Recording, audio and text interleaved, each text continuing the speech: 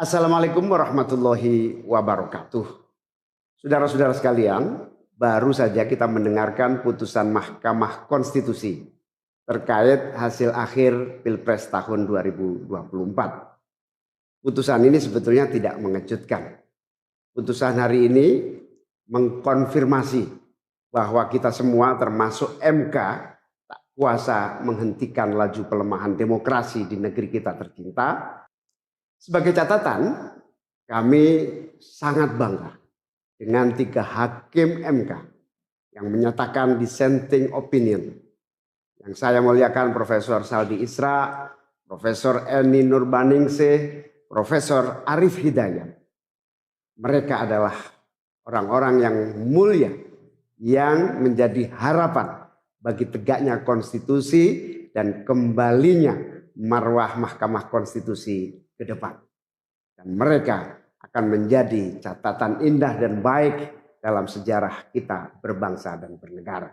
Profesor Saldi Isra tadi mengingatkan tentang keadilan substansial, bukan sekedar keadilan prosedural.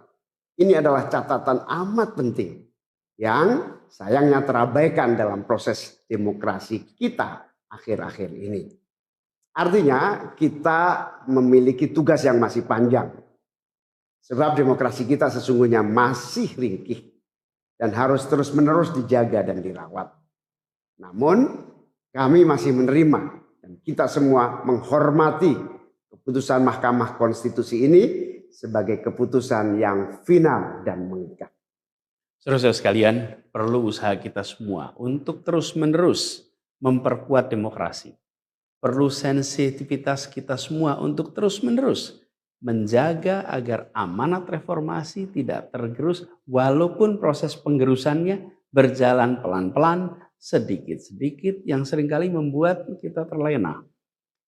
Kita semua sadar, kita masih harus kerja keras, harus kerja terus-menerus untuk menyadarkan publik luas bahwa institusi demokrasi yang kuat, yang berfungsi baik, itu sama pentingnya dengan institusi ekonomi yang kuat, yang berfungsi dengan baik. Keduanya, proses demokrasi, proses ekonomi harus berjalan dengan baik, dengan efisien, efektif, dan menggunakan prinsip-prinsip yang benar.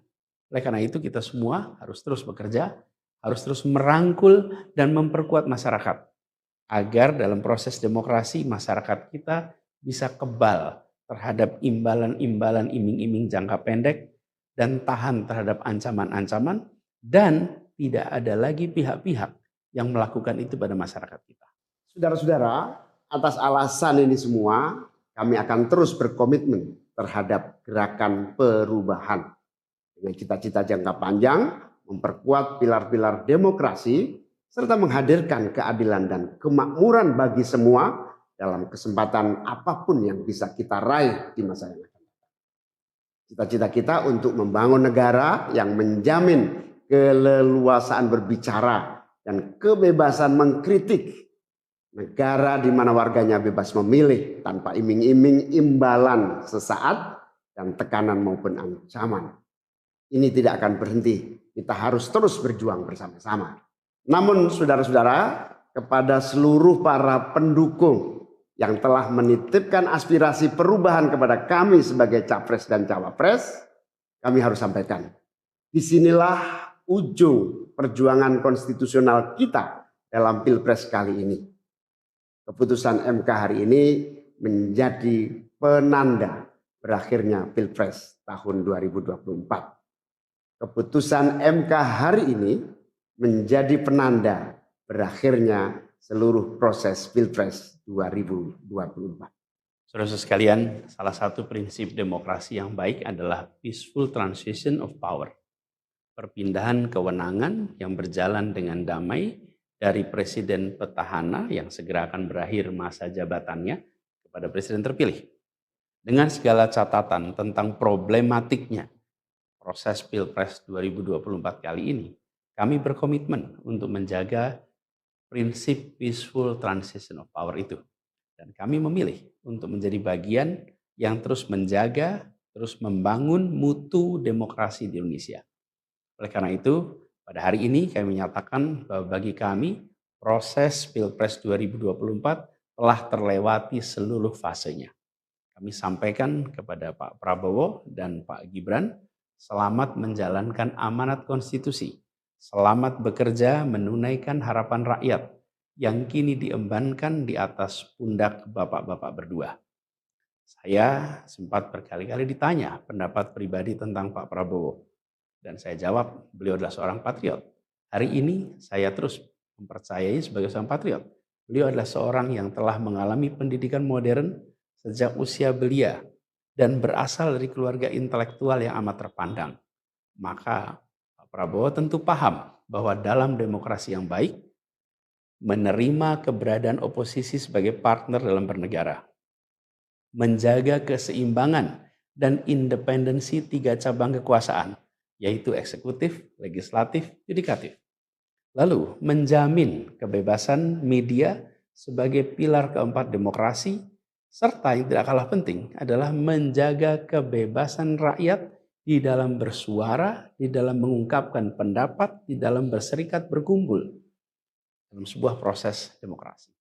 Dan sebagai seorang patriot terdidik, saya percaya Pak Prabowo akan mengembalikan dan akan menjaga nilai-nilai demokrasi ini di masa-masa Indonesia ke depan. Saudara-saudara sekalian, dalam kesempatan ini izinkan kami menyampaikan rasa terima kasih sedalam-dalamnya kepada seluruh pihak yang telah membersamai perjuangan kami. Partai pengusung, Partai Nasdem, PKS, PKB, teman-teman Timnas Amin, teman-teman tim hukum nasional, seluruh teman-teman relawan, para ulama, para tokoh-tokoh agama, para pakar dan rekan-rekan media. Semua yang telah ikut berjuang bersama-sama mendukung perubahan. Mengorbankan banyak tenaga, pikiran dan harta demi memperjuangkan aspirasi perubahan. Saya ucapkan terima kasih. Juga pada anak-anak muda yang pada Pilpres kali ini memberi warna baru, membawa pesan optimisme, pesan kreativitas, pesan inovasi, pesan kebaruan. Terima kasih telah menjadikan Pilpres kali ini Pilpres yang menyenangkan, mencerahkan. Yang tidak kalah penting adalah mencerdaskan. Kampanye yang membuat kita mendapatkan perspektif baru tentang apa arah Indonesia ke depan. Karena itu kami berpesan kepada semua, melihat proses yang terjadi. Proses politik sering nampak kotor dan berujung pada kecewaan. Tapi jangan sampai itu semua membuat kita berputus asa pada proses politik. Begitu banyak cita-cita besar yang dapat diperjuangkan melalui jalan politik. Bila saat ini kondisinya masih begitu mengecewakan, justru ini adalah tanda, ini adalah pengingat bahwa perlu semakin banyak dari kita semua yang mau berjuang di jalan politik.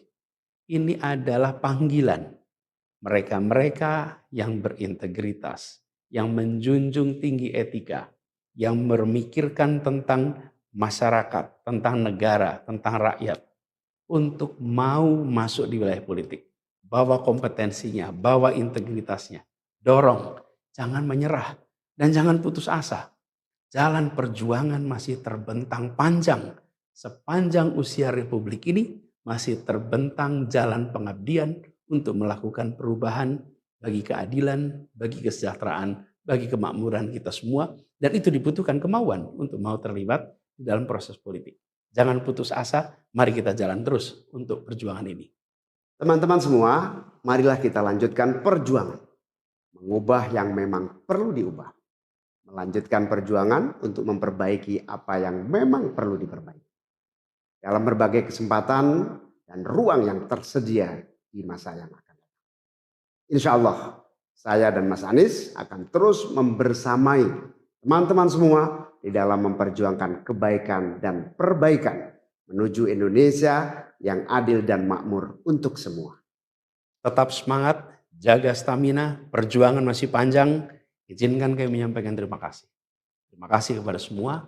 Semoga Allah SWT merahmati negara Republik Indonesia dan melindungi kita semua. Assalamualaikum warahmatullahi wabarakatuh.